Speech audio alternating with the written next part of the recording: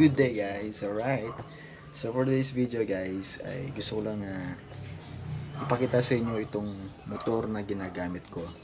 So actually guys, itong motor na to, ito yung pinaka unang motor ko.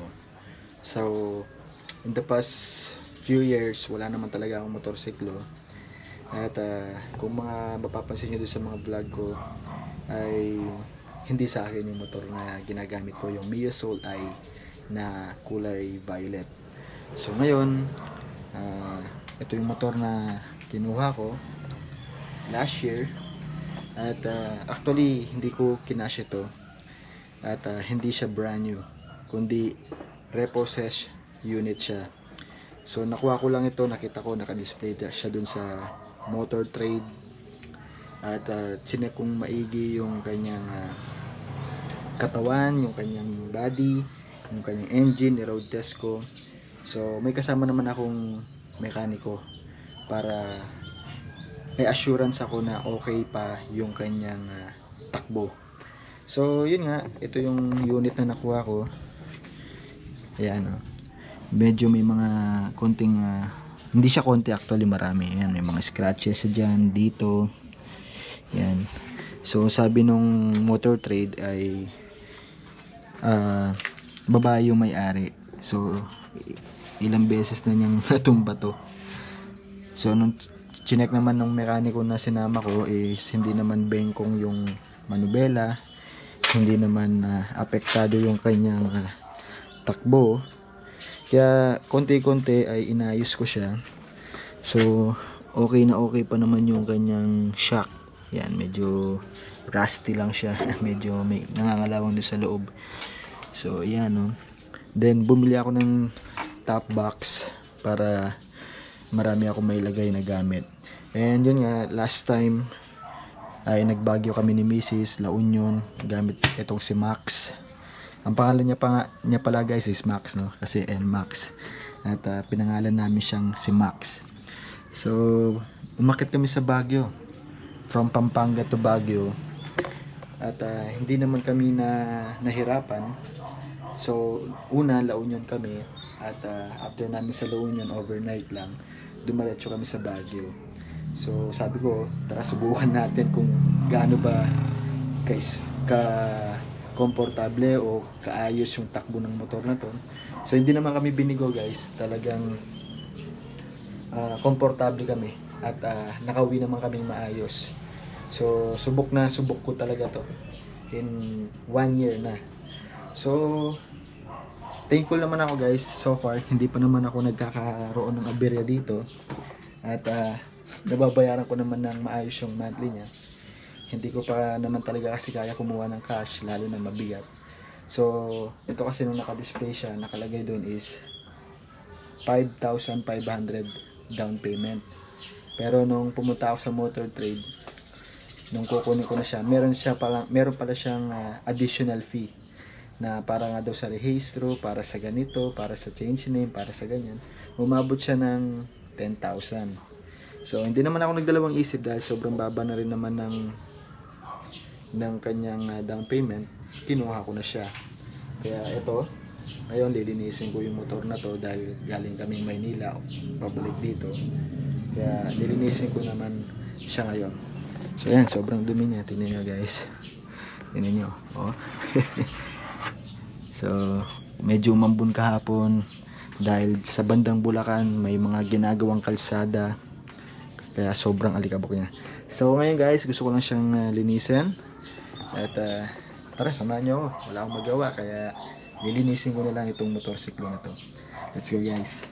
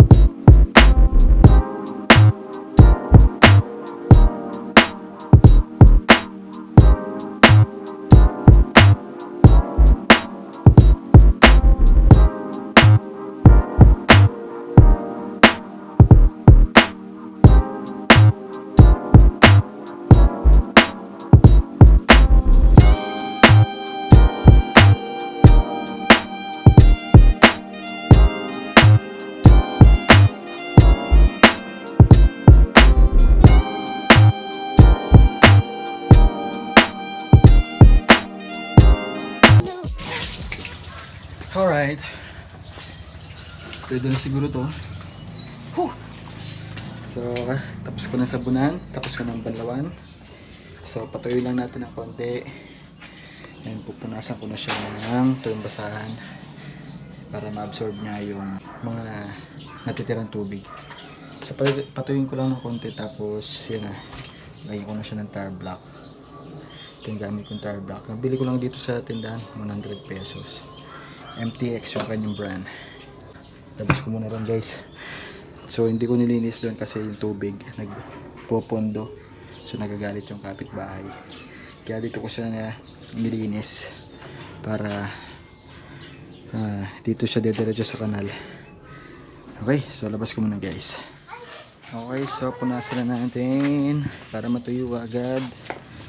Yan. Yun. Sobrang init pa naman ngayon ng panahon. Alam nyo ba guys, dito sa Pampanga nagpo 45 Celsius na. Dahil ngayong summer talagang sobrang init. Hindi nga ako mapirmi sa bahay. Talagang hahanap ka ng pwesto kung saan ka komportable. Kahit nakatutok ng electric fan sa'yo, yung buga sobrang init pa rin. Oh, Luna, tara dito.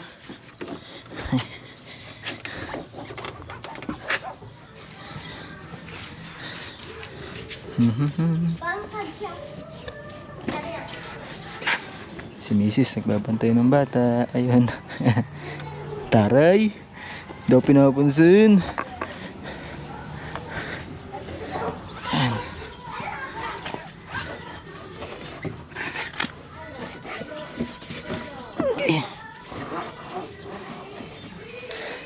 Okay, malapit na.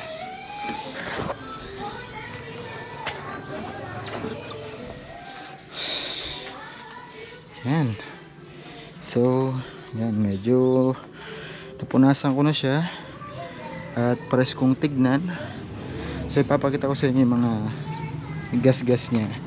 Ito, meron siya dito, tapos dito wala naman masyado. Ito, hindi natatanggal.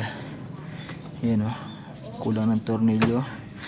Tapos banda rito may mga slightly scratches lang naman siya.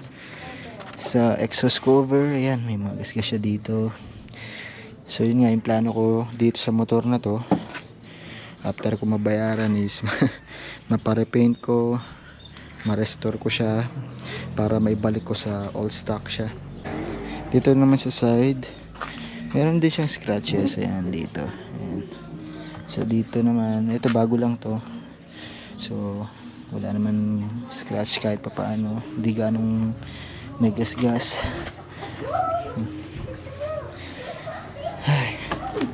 So kas. Okay, so nalagyan na siya ng tire block, MTX brand. Tara.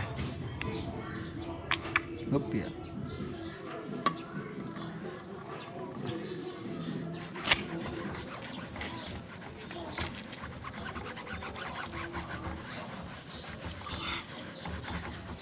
One is enough. Kaya na ng isa. Ayan.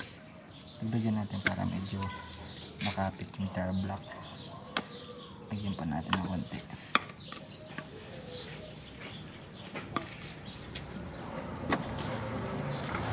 Okay.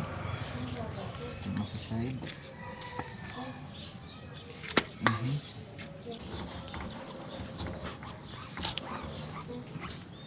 Check nyo guys, ito tire block na siya. Kintab na siya. So sarap naman tayo.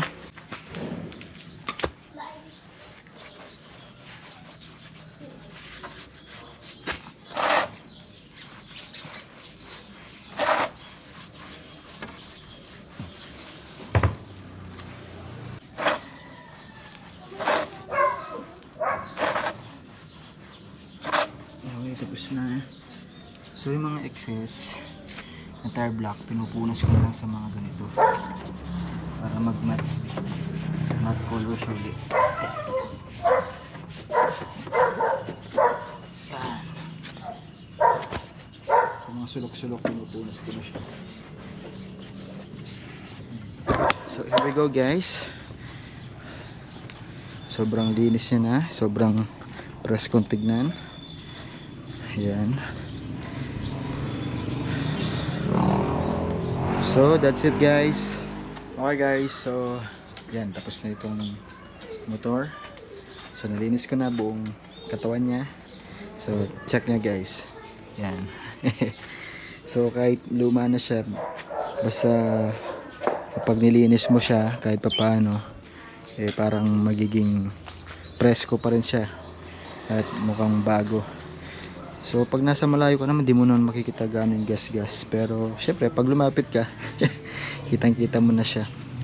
So kahit pa paano, na-appreciate ko naman itong motor na to, kahit second hand or repossessed unit siya, eh kahit pa paano nagagamit naman. Ang importante, may daily use ako, may daily nagagamit ako, konti-konti naman na ayusin ko siya. So balang araw magiging pulido na yung katawan ng motor na ito. So yun lang guys, no, thank you for watching. I hope nagustuhan nyo itong simpleng video na to, at salamat sa inyong panonood. So thank you for watching guys. Goodbye. Alright.